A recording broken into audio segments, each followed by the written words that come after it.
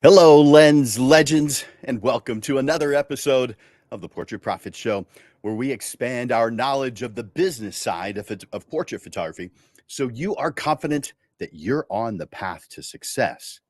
I'm your host, Jim Landers, your trusted guide on the business side. The Portrait Profit Show is sponsored by Digital Pro Lab and Landers Photography School. For Digital Pro Lab, Amanda and her fantastic, amazing team, they are career people. They are doing this because they love it and they make you look like a hero as a result. Go to digitalprolab.com to find out what they can do for you. You're probably already using digitalprolab.com, but if you're not, go discover the difference at digitalprolab.com. And of course, Landers Photography School, that's me. I teach photography, I teach the business side of photography both, and I love them both. Of course, when I started, I don't know that I loved the business side so much, but I sure have come to love it. It's fun. It's creative. You'll love it too once you get into it. Reach out to me, Jim at landersphotoschool.com, and see what you can do to elevate your business. Do me a favor, take a moment to share this show with other photographers. Just go hit that share button in the comments section. I encourage you to make comments and ask questions throughout the show. Just go over to the comments section and do that. And speaking of the comments section, I want you to do something for me right now. Enter in hashtag live. Hashtag live right now. Let me know that you're here. Now, if you're watching this as a replay, then enter in hashtag replay. I'm going to put across the bottom of the screen. If you want me to see your name, then just go through this small step right here. You're seeing going across. Go to StreamYard.com/Facebook. StreamYard.com/Facebook. What that does is it gives StreamYard permission for me to see your name. I use a platform called StreamYard that causes me to simulcast this show to multiple different channels. But because of that, StreamYard has to have permission to show your name to me. And so that's how that happens. So StreamYard.com/Facebook. Now, if you're watching this show on uh, on X or on YouTube or on LinkedIn, then it doesn't do exactly the same thing. I can see you if you make a comment on YouTube, but it won't show me your name. The other ones, I actually won't be able to see your name at all. But I encourage you to comment. I encourage you to ask questions throughout this presentation. I also encourage you to hit that like button and the love button each time you hear something that you appreciate or you resonate with. So, interaction. I want to see it. Today, we are talking about, and I'll put it up on the screen, quickly identifying ideal clients using AI. So, you may find yourself in this situation. Are you struggling to attract as many clients as you'd like? Are you having any trouble finding clients who truly appreciate your work despite your price? I mean, they may say something about your price, but are they working with you anyway because they like you? Well, there's ways to find those people and put them in your path. And so I want to identify them today and help you with that.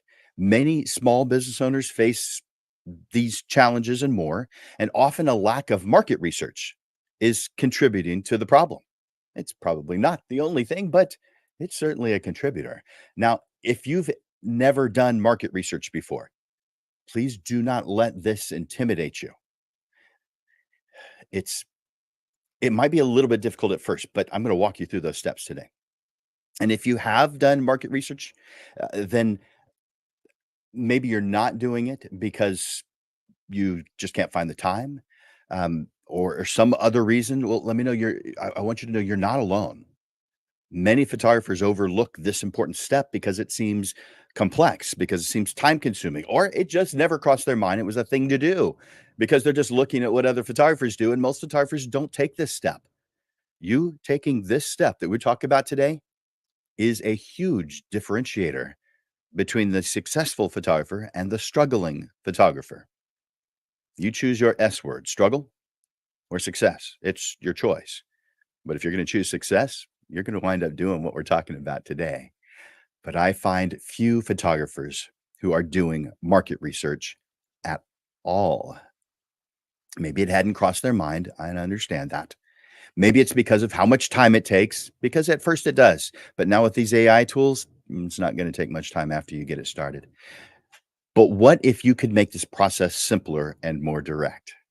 This presentation today will show you how to use AI, specifically ChatGPT. Now, you can enter in whatever type you want. I do use Claude 3. I use several others, but yeah, I'm going to be talking specific. I'm going to say ChatGPT, although I'm not going to show you that screen because I don't want you to think it's limited to ChatGPT. I just needed to choose one for simplicity purposes. But whatever AI program you want to use, large language model, chat style GPT, um, it can streamline your market research efforts. So you'll learn how AI driven surveys can provide you with actionable insights about your audience's preferences and behaviors. Using AI tools to collect and analyze data not only saves time, but also delivers precise information that can refine your marketing strategies. This method enhances your ability to engage with the ideal clients, those who will appreciate and invest in your services. Not who you want to work with, those who are going to appreciate what you do and invest in what you do. Of course, join me to explore how you can leverage AI to efficiently identify your ideal clients right now, today. I've written this short step by step tutorial. It only takes an hour to go through it on how to do your marketing research in about 5 minutes using ChatGPT. Now, let me be clear, the setup that I'll be outlining today will take some time. So this tutorial helps with that. But once it's set up, you are going to unlock the secrets of your market in minutes, not months. Without AI, it might take months to actually come up with all this information that you're going to be coming up with in a very short period of time. Imagine having a tool that can reveal who's been eagerly waiting for your photography. And while that alone is great, that's not even all. You'll also find out exactly why they gravitate towards you and what motivates them to subscribe to your email list or click the book now button. This is the power of AI driven insights in a tutorial designed for you as a small service business. From setting it up to seeing results, I've got the steps laid out for you. And while the initial setup will require a good amount of your time, the results, understanding your audience like never before and refining your marketing to speak directly to their desires, this will have you falling in love with this process because it gets you more of what you want. You will certainly have specific needs. So you'll be tweaking things that I say just to make it your own. I'm giving you a general outline. You're going to make it specific to you, and you'll know where that is appropriate to do so. It'll be obvious. But with this tutorial, you will know who is most likely to buy your services and what things interest them the most so that you can adjust your marketing with confidence. So let's start with the first section, the first step. This is survey creation. We want to create a survey. Uh, Actually, going to create multiple surveys so that we can narrow down interests and efforts and what things that your ideal clients are doing.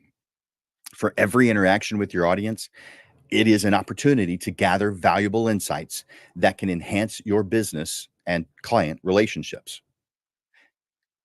At multiple stages of the client process, you could be asking them to for some information, to fill out a short survey, to ask a question. You're unlikely to call it a survey. From their point of view, it's just a preference question that you're curious about. In this section, I will also include some easy online apps to make this process easy because it can be difficult and intimidating without some help. So, for example, the obvious one is when someone buys your product, this is a good time to ask some questions about why they bought now, why you, different questions along those lines, things that you probably are asking anyway. But this is done in a logical format that causes you to gain greater insight to be able to look at a larger group of people over time that help you narrow down your marketing effort. But you can also get more information from them when they do something like a prospect, when they're visiting your website, when they interact with your social media channels, when they add themselves to your email list, anything where they are interacting with you. There are advantages to creating surveys for pretty much every interaction, including if they were to cancel or ask for their money back. In that instance, it would be a why am I leaving survey. And again, you're not calling it a survey, it's just asking a question or two. And for some, there's just one question you may ask. For others, there may be more. So it depends on what we're trying to accomplish as to what we do. So right now, I'm being general. I'm going to be a little bit more specific as we go through this process today.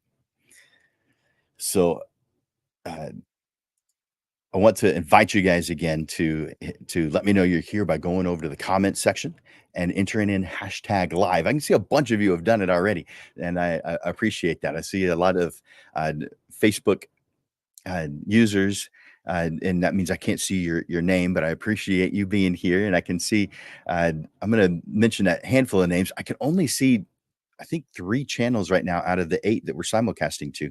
I'll do a call out of some of you guys, but I know it's not everybody. So, Ashley, I'm glad you're here, and Dave, and Robin, and Stacia, and Mike, and there's several more of you, but I'm sure glad you guys are here watching today. So, thank you for entering in hashtag live so I can do a shout out to you. All right, so let me talk about survey creating ideas and tips. So, the first is to identify key moments. Every interaction with your client is an opportunity for feedback, but here are some to consider. Your situation could be different, and you're going to tweak this as you go. The surveys, the things that you create today as you're working on this are going to be refined and improved as we go along. We will talk more about that today. So here are some things to consider when you might be asking them a question or two. So after a booking is confirmed, how about following a session preview or a gallery delivery? How about when joining your email newsletter or just your email list? After the photography session, upon order completion, if they were to decide to cancel or ask for their money back. There are several points in time when you have questions, and these questions help narrow down your marketing. But you know what? It's not just marketing that we're narrowing down, it's also the service offerings that you have. You're going to be asking questions anyway. It's just something that people do. But when we do it in this organized fashion, we gain a lot from it. The second thing I want to discuss under survey creation is the question design. Your surveys should be comprehensive, but they must be concise. So aim for a mix of question types that capture both quantitative and qualitative data. Here's a few examples. So you could ask demographic questions like, can you share your age range? Can you share your location? So, and there's several more that we could ask, but I just want to get your mind going in that right direction. That would be demographic questions. You could also ask frequency. When was the last time you had a whatever type of portrait photography that you do? So for me, family portraits. When was the last time you had a fine family portrait created? Is a question I could ask. Yours is going to be different if you're not doing families, but frequency. Now, there are some things that photographers do that frequency wouldn't be an appropriate question. So let's say you do wedding photography. How often do you get married and need a wedding photographer? Inappropriate question. That doesn't work in that instance. What about newborns? What about maternity? Nope. So sometimes frequency is a good one, like family portrait photography, headshot photography, but it isn't in all of them. So again, you use what's right for you. You tweak it to make it your own, and it will make sense. So that was frequency. The next is photography preferences. What style of photography do you prefer? So that could be candid, posed, artistic, soft and romantic. Add in whatever is appropriate for what you do so that you have an idea, a better idea of what they are looking for when they visit you. Decision factors. You may ask the question, what influenced your decision to whatever it is you're asking. So it could be visit us online, to visit the that my Facebook page, but to visit my website, to book with us, to cancel. So decision-based factors you may ask questions about. The next is service feedback on a scale of 1 to 5, 5 being best. How satisfied were you with whatever you're asking about? It could be booking. How, ease of use. Did this was this easy for you? Did you find some difficulties? The photography session. How how satisfied were you with the session itself? How about viewing the images? Photographers show their images in many different ways. Purchasing prints. How did that process go? Was that easy for you? Was it tough? How could it be better? Communication throughout the process. Lots of different things would be in that category. So just narrow and the goal, of course, is to narrow it down, but you're asking questions about how satisfied someone was working with you. And it could be a 5-point scale, it could be a 10-point scale. I like doing fives because that's how reviews are done on Google and other places. It's usually 5-star reviews. So I just kind of want to keep that the same. You can do whatever you want, of course. And what about future interests? Depending on the type of photography you do, this might not be appropriate, like wedding photography. You may not ask the question, when do you think you'll need a wedding photographer again? But if you're a family portrait photographer, you could say, what types of photography services are you interested in the future? If you do multiple types, this might be an appropriate question as well. And you may give a list of things for them to choose and maybe another category for them to write in. Future interest. Next one is survey tools. So excuse me, leverage user-friendly, efficient tools to create and distribute your surveys. A couple of popular ones or favorite ones would be things like Google Forms. They're free, they're versatile, they integrate seamlessly with other Google services, so you can use Google for that. You've probably heard of SurveyMonkey. They offer a bit more comprehensive set of features by comparison, but they're more than likely going to be on a paid plan. They have a free plan, but you're probably going to want to take advantage if you're gonna go with SurveyMonkey, you're probably going to want to take advantage of their paid plans. Otherwise, you're probably more likely to use the Google options. So about integrating surveys. This could be something like a website pop-up. So, it's on your website, after a few seconds, a pop-up comes up that asks a question or takes you somewhere else. You've probably seen these multiple times before, sometimes pop-ups can be annoying, so you're in control of that. So you make it not annoying. You make it maybe pop up on the side. I've got one on the landishphotography.com website, that comes out from the side. It doesn't cover up anything. There's nothing that would cause you to have to remove it. So website pop-ups. You could use tools like Opt-in Monster or Badao, which used to be Sumo. You've probably heard of Sumo. There's AppSumo, but they recently acquired Sumo. So they were two separate companies, but they acquired it, and the folks at just regular Sumo who were acquired changed the name so that it wasn't confusing to Badao, and it's kind of said with an exclamation at the end of it. So sometimes if you see it written, it will have an exclamation point. It's BDOW, all caps. So either Opt-in Monster or Badao. And you can use this to create engaging pop-ups that invite website visitors to take a quick survey. Let me tell you about the costs of those real quick. Opt-in Monster is about $60 to $360 a year, depending on what plan you choose. So $60 a year is pretty cheap, but you're likely to want. And Badao has two different plans. One's free, and the other is $468 per year. So their paid one is more, but you may have a very specific reason to do so. But if you leave their branding on it, there is a free plan. It doesn't have as much functionality as the paid version, though. So that's Badao and Opt-in Monster. So optinmonster.com, badao.com. And another option would be email follow-ups. So you can ask your questions via email. So platforms like MailChimp allow you to embed survey links directly in your emails. This is perfect for post-session feedback or newsletter sign-in insights. So lots of different uses for that, for email. And social media stories. You can utilize interactive features like polls and questions in your Instagram and in your Facebook stories. This gives you instant feedback and on preferences and on interests. So lots of good options there. And then thank you pages. So after a client books a session or purchases a product, they can be automatically redirected to a thank you page that has a link for some questions. This can be easily set up with most website builders.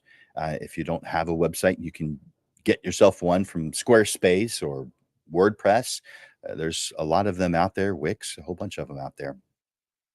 Let's talk about some actionable insights. So, regularly review the responses to identify patterns, preferences, uh, areas for improvement. This ongoing evaluation will not only enhance your service offerings, but also refine your marketing strategies to target your ideal clients more effectively. So let's move on to step number 2. By the way, are you getting something from this? If so, will you do me a favor and tell me in the comments, what have you gotten from this so far? And if you just want to say thanks, well, then do that. But let me know over in the comments.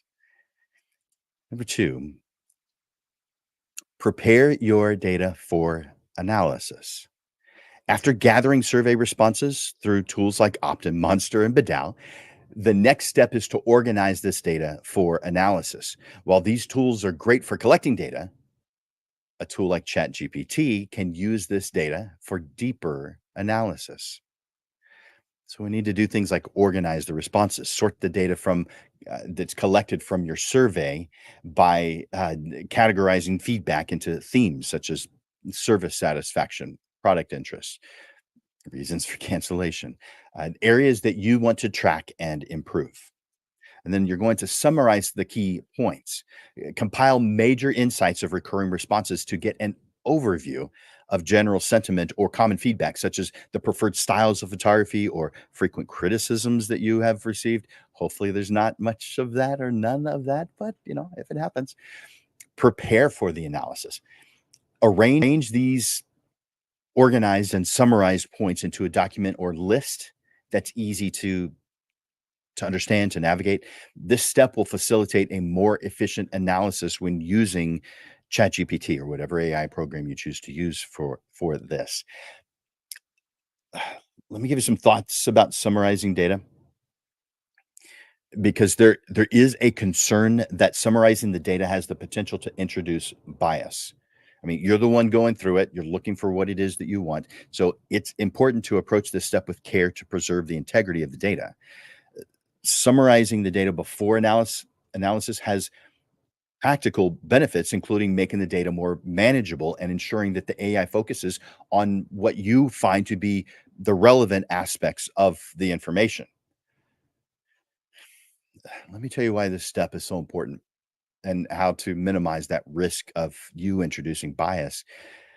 The importance of summarizing data, there's a few things. The first one I'm thinking about is manageability. Raw data from surveys can be a lot. It can be varied. It can be, especially if you allow them to have open-ended responses where they can just write in, a text box. They can say whatever they want to say, which you're going to want to use that in many instances, but not all. Summarizing helps condense the data into key themes and categories, making it easier for you to manage and for ChatGPT to process effectively. Now, I don't know how often you use an AI program, but you can overwhelm it with information pretty quickly right now. Now, that's not going to be the case in the future, where you're going to be it's called tokens, but you're going to be able to increase the amount of information. It's there are some programs that can handle more than ChatGPT can. Uh, Things like Claude 3. Cut 3 Opus, can handle quite a bit more. So maybe that would be your preference. Again, I'm just saying ChatGPT because it's a popular one. It's one everyone knows, and I don't wanna have to keep on explaining that every time I mention it, but I'm doing that here right now. The second thing is relevance. By summarizing, you can highlight the aspects of the data that you find most relevant to your specific questions or your business needs, at least for right now. This focus helps you ensure that the AI's responses are pertinent and they're actionable and they're not too generalized, that they are specific to what you're trying to accomplish right now. And then that leads me to efficiency because directly inputting large volumes of data can overwhelm the AI's text processing limits and might lead to less precise or less useful outputs. Summarized data streamlines the interaction, allowing you to get more targeted insights and quickly. All right, let's talk about minimizing bias risk. That's the reason I'm going into more detail here. To reduce the risk of bias when summarizing data, uh, you're going to be considering objective categorization.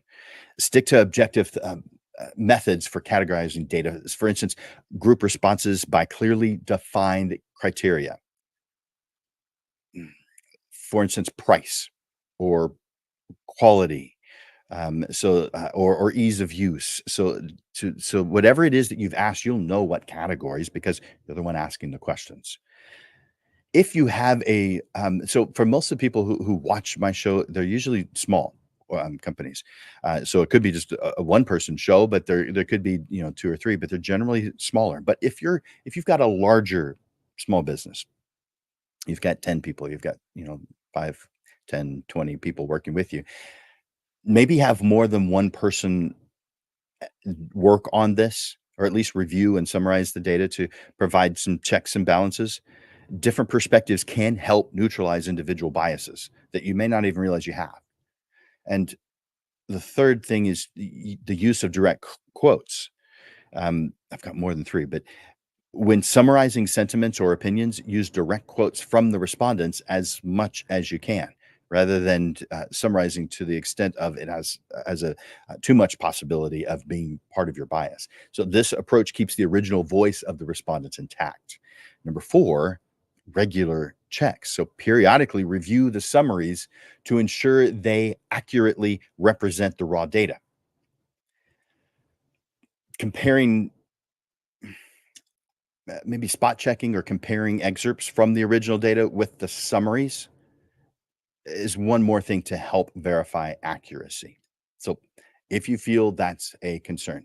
Now, maybe you want to do an alternative approach to that. So if you're still concerned about bias, you could modify the approach.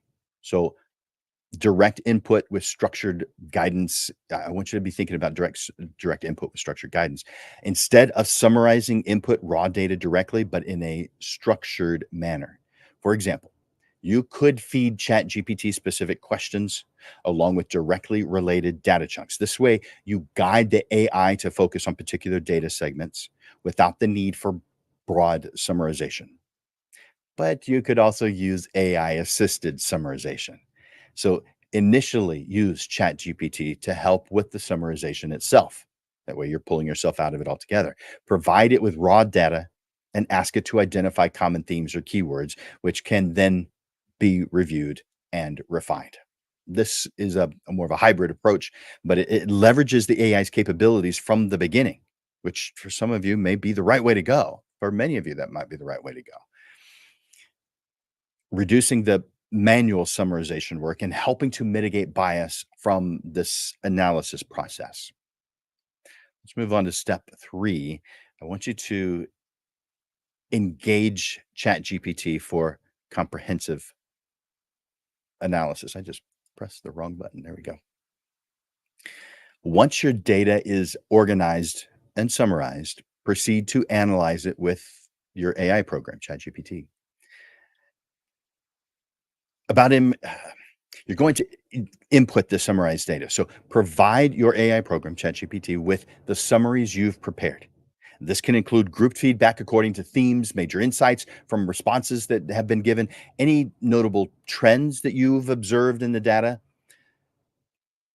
Yeah.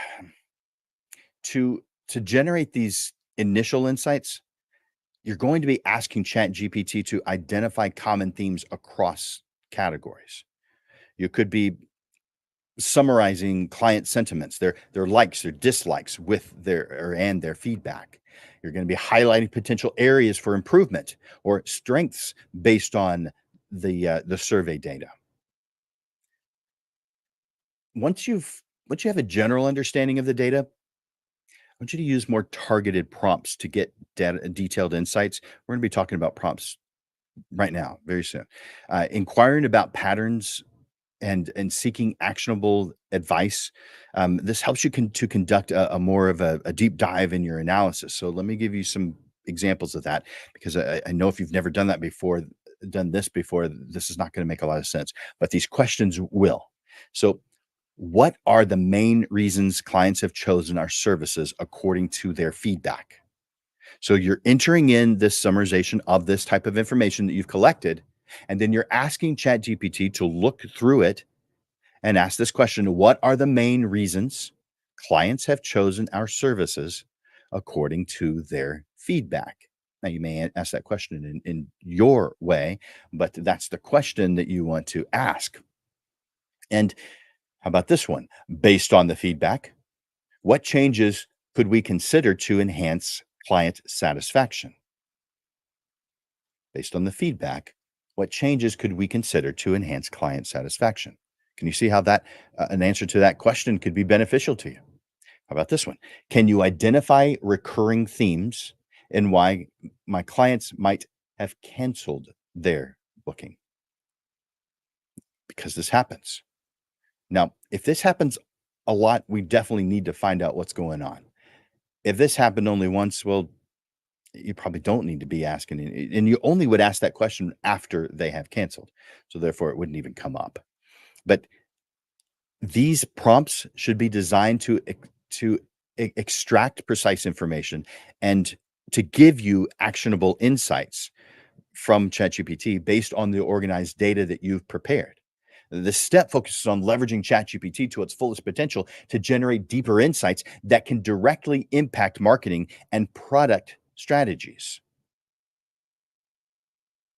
By the way, if some of these things seem intimidating, it's the same thing as driving your car. It seemed intimidating at first too, but it probably isn't anymore.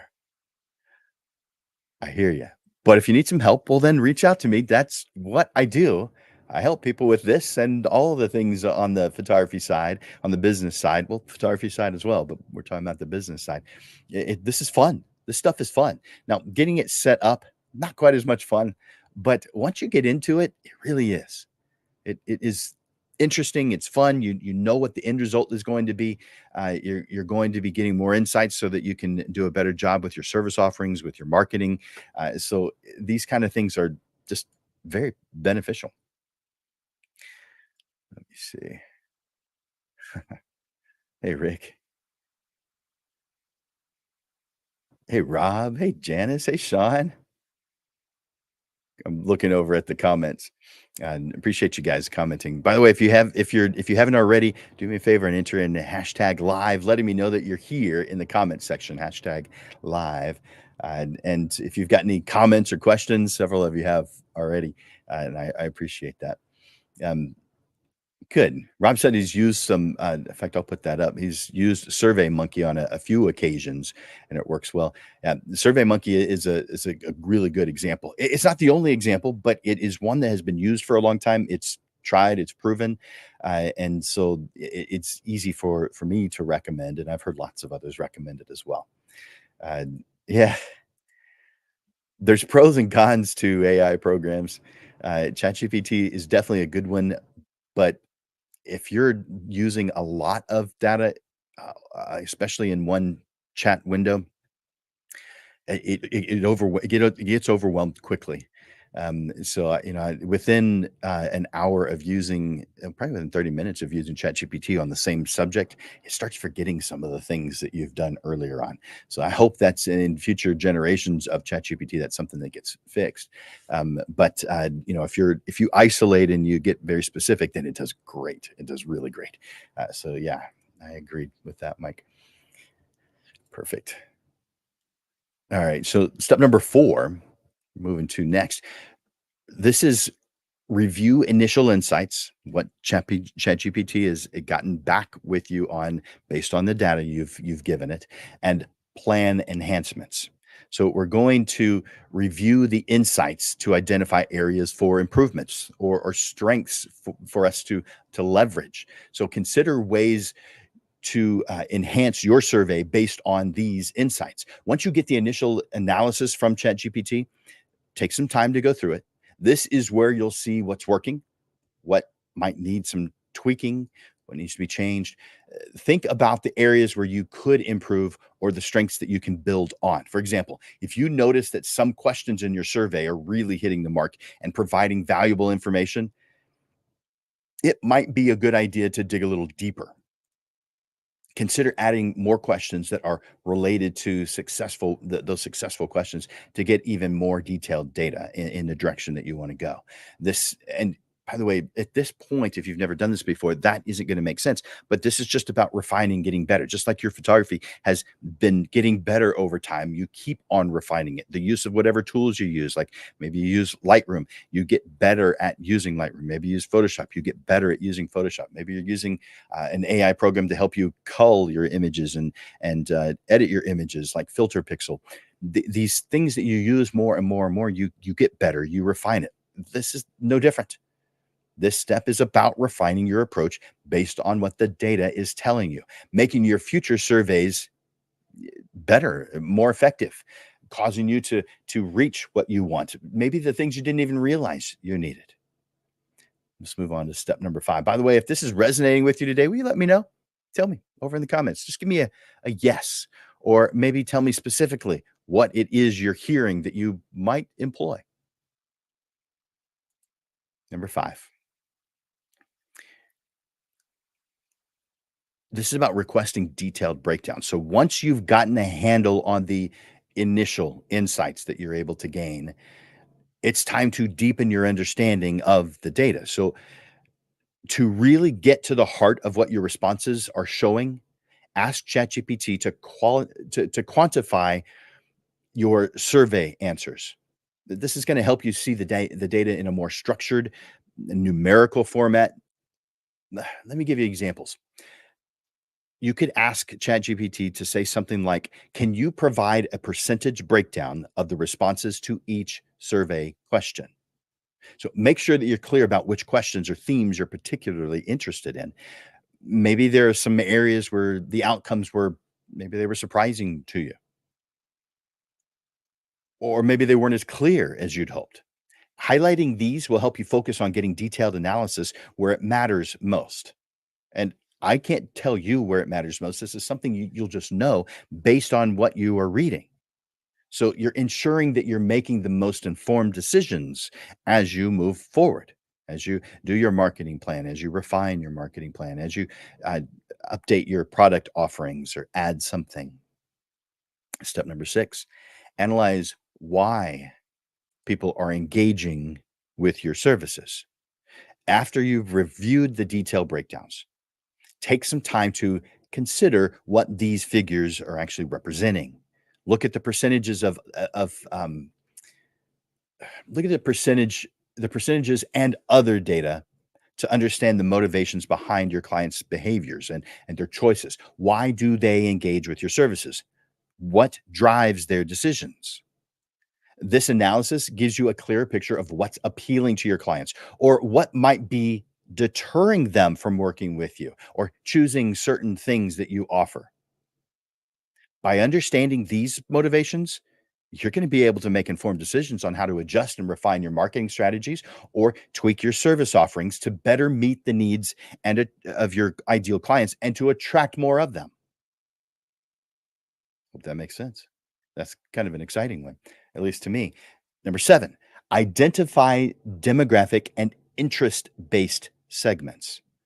So now that you've become clear about why people are choosing your services, now it's a great time to sort out or who exactly your clients are. In this step, you'll use ChatGPT to help you categorize your survey respondents. Let me give you an idea, a question you could ask.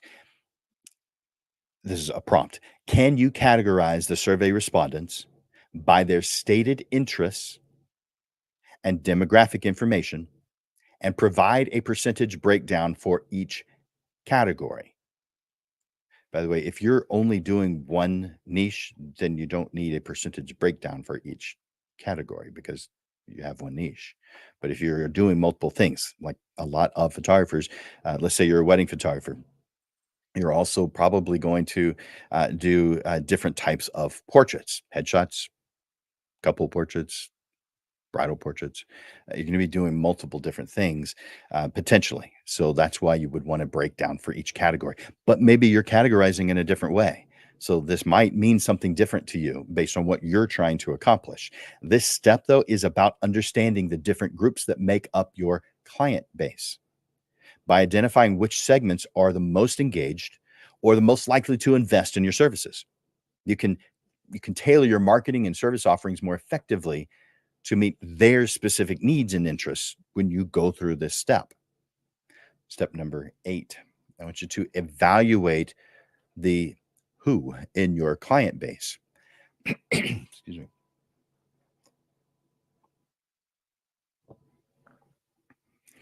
After you categorize your survey respondents, I want you to carefully review the data you've compiled. I want you to carefully review every single step. So you're going to hear me say that. You've probably already heard me say that multiple times, but you have to. We have to carefully review the data that you've compiled. This is the moment when you are evaluating the who in your client database or in your client base. This is the moment you really get to know your clients better. Yeah, you think you know your clients. I know because I've been there. I want you to review who they are and determine which segments are showing the most engagement or have the highest potential value for your business. Of course, your questions are going to be helping you get to that, but this is where we want to go. So, this in-depth understanding, this is going to help to fine-tune how you approach your market. This this knowledge is actionable because it empowers you to customize your marketing efforts and adjust your services to specifically cater to the needs and preferences of your ideal clients. Or if you have more than one product offering, your most important client groups. By focusing on these segments, you can maximize your impact and build stronger connections with those who are most likely to benefit from and appreciate your offerings, appreciate you, want to be around you, want to work with you. After you get done with that, I want you to refine and update your survey strategy. I mentioned this slightly before. Let's move into it just a bit more. Based on the insights gathered in the analysis of it all, make informed adjustments, changes to your surveys. Use what you've learned to make your surveys even sharper and more effective based on your goals. Think about the questions that really worked and brought you valuable information and consider any areas that you might have missed. You might find that some questions can be tweaked or even replaced to better align with the interest or trends that you've uncovered or the direction you want to go. It's also a good idea to adjust the prompts you use for AI analysis, especially if you've noticed that certain aspects need deeper exploration. This ongoing refinement over time will ensure that your future surveys are continually optimized to gather the most relevant and useful information, helping you to consistently attract and serve your ideal clients more effectively. And also to help you do what I call the magnetic marketing method, where I am attracting my ideal clients and trying to take those who aren't my ideal clients away, so that they don't engage with me. I only want my ideal clients to come and work with me. I'm a creative. You're a creative. You have a creative energy tank. You have been around people who drain your energy. Let's find those who fill it back up so that we can avoid those who drain it. That's why we want more ideal clients. That's one of the many reasons why what we're talking about today is going to be beneficial to you. You're going to be updating the questions to better capture the information that will help you serve and attract your ideal clients. So consider removing questions that don't provide useful insights and adding new ones that target emerging interests or trends that you've identified as you've gone through this analysis. I'll give you a couple of additional considerations. How about a feedback loop? Regularly revisit these steps after implementing changes to continually refine your approach based on new data and evolving business goals. Let's talk about ethical considerations. Ensure that all data handling and processing comply with privacy laws and ethical standards, particularly when dealing with personal and demographic information. These are things you probably know, but make sure that you are paying attention to those kind of things. Technology updates. I want you to stay informed on improvements and changes to all the different tools you come across, AI tools, survey technologies. You want to keep your process efficient and effective. You want to stay on top of what's going on. And when you allow technology to pass you by, it's not a good feeling. You want to stay on top of things. Yes, that takes time. So, therefore, plan it on your schedule. An hour a week. Maybe join a YouTube channel that talks about technology changes in your field, in your interest area. For instance, I'm subscribed to Matt Wolf. Wolf has an E at the end, Matt, Matt, Wolf with an E at the end, because he helps me stay on top of AI tools. Now, there's too many for even one person to keep up with, but that's his full-time job is to keep up with them. And so that's one of the places where I am attempting to stay on top of all the technology changes. And the changes are vast. But I just watch he has a weekly regular update, but then he's got small ones in between that have lots of different individual updates for specific types of programs. Some of them I have an interest in, others I don't. So I can watch those that I want to. Matt Wolf, YouTube, Matt Wolf. Let me give you some closing thoughts before we end. This subject today was a little more advanced than a lot of the subjects that I cover. It doesn't mean that you shouldn't that you're not good enough or you're too early on to do this. No, no. Just be so this subject was a little more advanced, but you have made it through. In fact, I want to congratulate you for going through this process to listen to this entire lesson because some probably didn't because it sounded like something that was too complex or too time consuming. So I want to congratulate you um, because you're taking a decisive step towards mastering the art of truly understanding your clients. Something that all photographers say is important to them, but few actually do this. So, learning more about your ideal clients and refining your marketing strategies is one of the major considerations of what sets apart the leaders in the photography industry from those who struggle in photography. Most photographers overlook the critical importance of in-depth market analysis. It's it's seen as intimidating. It's seen as too time consuming or something to be tackled later or I'm too early in my business to be able to gain that information. If that's what you feel, then you have misunderstood. And I invite you to, after we finish today, rewatch this. By actively engaging with the process of collecting, analyzing, and acting on client data, you are positioning yourself to thrive, bringing substantial value to your clients and securing a prosperous future for yourself and your family. The cycle of feedback and improvement you're starting today is a powerful tool for business growth. Each survey, each piece of feedback, and every adjustment you make based on the data isn't just a step towards better service, it's a step towards securing your place as a market leader, the go-to photographer in your area for what it is that you do. The person when someone thinks of a photographer that they're looking for, that you're the photographer that comes to mind. This is how you do it. This is one of many ways on how to do it. I'm going to be talking about some additional ways at the end of the month. I'll talk about that here in just a little bit. Your efforts are an investment in your future. So stay curious, stay driven, and continue to innovate. These insights you gather and the strategies you develop will lead to higher client satisfaction and business growth. And of course, personal satisfaction. Your creative energy tank is going to remain high when you're working with ideal clients, when your clients are thrilled because you're doing what it is that you want to do anyway. I want to thank you for your dedication to excellence and for taking significant strides to ensure your business is not only profitable, but impactful. You know what? The best is yet to come.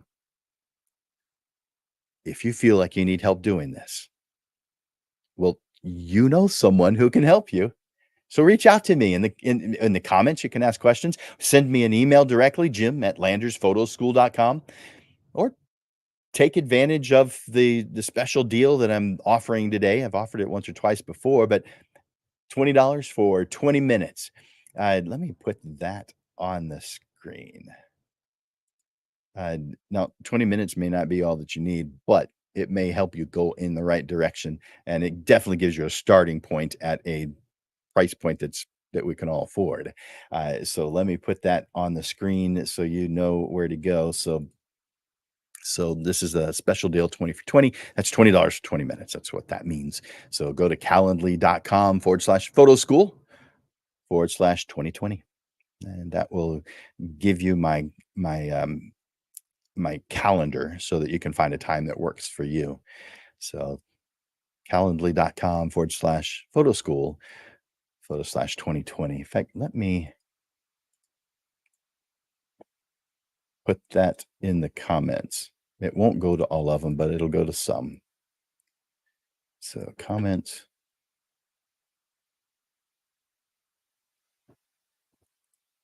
Paste. There we go. All right. So now that's in the comments section on some of the platforms we're simulcasting to. For some, it won't go there, and I don't know why it's inconsistent there. But let's see. It's going to two of our YouTube channels. It's going to the YouTube channels are Digital Pro Lab YouTube channel and the Portrait Profits YouTube channel.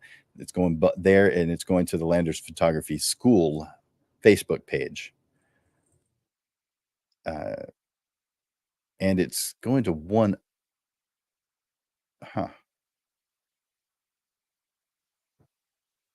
Right. So it's going a handful of places, but it's not. You may not see it in yours, but that's why it was on the screen a little while ago, and I'll put it back on here just for a second, just in case you didn't get it.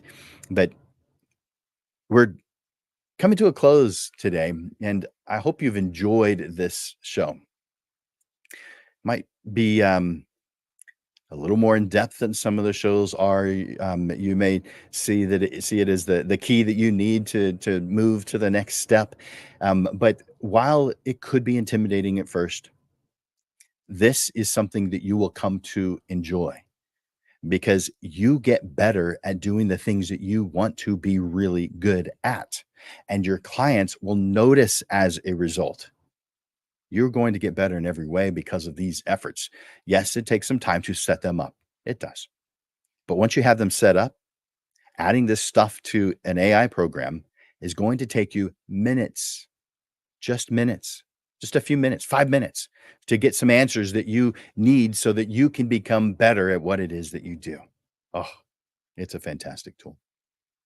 Now, as you know, the Portrait Profit Show is every Monday at noon, except on the second Monday of each month, where we move it to 6:30 in the evening.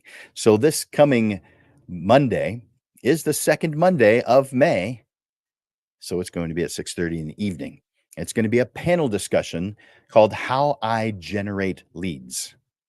We're going to bring on three panelists to be able to share maybe some of their marketing secrets with you so that you know how other photographers are generating leads. So I'm going to ask them the same, all three of them the same questions. That way you can get an idea of the same subject from multiple points of view.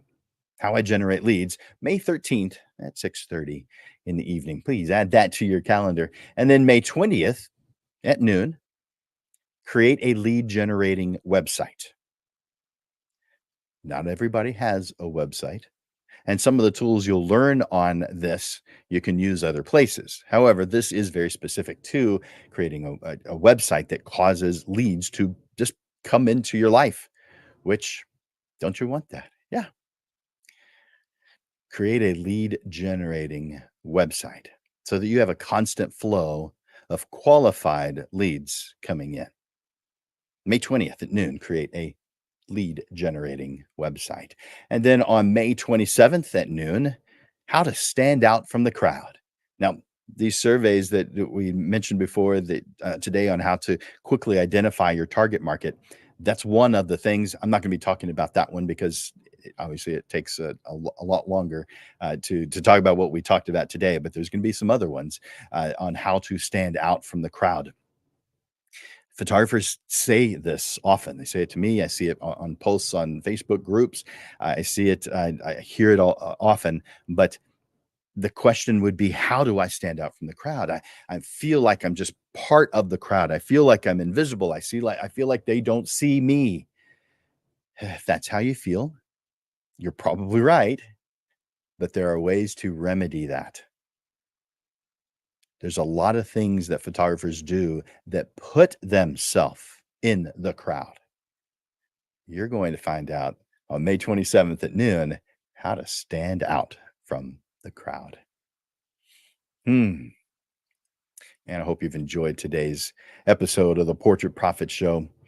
Show number 166, how to quickly identify ideal clients using AI. This one you might need to go back and watch again. So it's going to be sitting there for you, and, you can watch it again. I don't know how long it takes on Facebook, but I think it's pretty quick. YouTube, it's immediate. By the way, on YouTube, it's under the live category. So there's the recorded category, and that's the general one. That's when you go to a channel, you see the pre-recorded ones. That's just what's there. The live ones are in a different tab. It's called live. So it's because it's not pre-recorded. It's done live. So it's under the live tab. So if you've ever gone to the Portrait Profits um, uh, YouTube channel and not seen a huge number like 166, like you'd see here, it's because you're not under the live tab. You're under the pre-recorded, and we don't do pre-recorded. There's a handful there, not very many, but all of our well, since we started the YouTube channel, which wasn't right at the beginning, so there aren't 166 there, but there's a lot, well over 100, uh, is under the live tab. Just in case you didn't know that, probably most of you do know that there's the recorded one. That's where you go to. That's the default page. But if you want live videos that you can watch review later, they're under the live tab on YouTube. So now you know if you didn't already. Oh man. The I guess I have an announcement that I want to make on Wednesday, this coming Wednesday. If you're in the San Antonio area, and I know not everybody is in this area, we have people watching from around the world, which is pretty wild, pretty exciting. But if you're in the San Antonio area or you're expecting to be on Wednesday, I'll be at the Camera Exchange at right around lunchtime, 11 to 1. uh, Teaching a class on using your flash. Now, that's not the business side. That's just on using a flash. And it's a simple one. It's not studio lighting. It's the pop-up flash and an accessory flash. So it's very simple. One flash, not even multiple flashes. We will touch on off-camera flash, though. Using your flash, go to camerax.com and click classes for details. Camerax.com and click classes for details. And I'll put this up one more time. If you want to take advantage of my 20 for 20, go to calendly.com/photo school/2020. to get on my calendar to talk about the business side of photography. I hope that this episode of the Portrait Profit Show has been beneficial to your growth as a professional portrait photographer, and that this lesson has sparked some ideas to help you in your business. I hope you know that I want you to be successful in your photography business. I help portrait photographers reach their goals, even when they don't know what they are yet, because I love this stuff and I love seeing you succeed. I want to thank you for your time and attention here today. And thank you for the efforts that you make each day to be such an amazing portrait photographer. I encourage you, hit that like button, hit that love button, share the Portrait Profit Show. Click that share button. And of course, tune in to our next live stream a week from today at 6:30 in the evening because it's the second Monday of the month. Together, Lens Legends, we help each other achieve our goals and make a difference in the world through our passion for portrait photography. Until next time, Lens Legends, keep thriving, keep growing, and keep making your mark in the world. For Landers Photography School and Digital Pro Lab, my name is Jim Landers, and I'm bringing you the weekly Portrait Profit Show.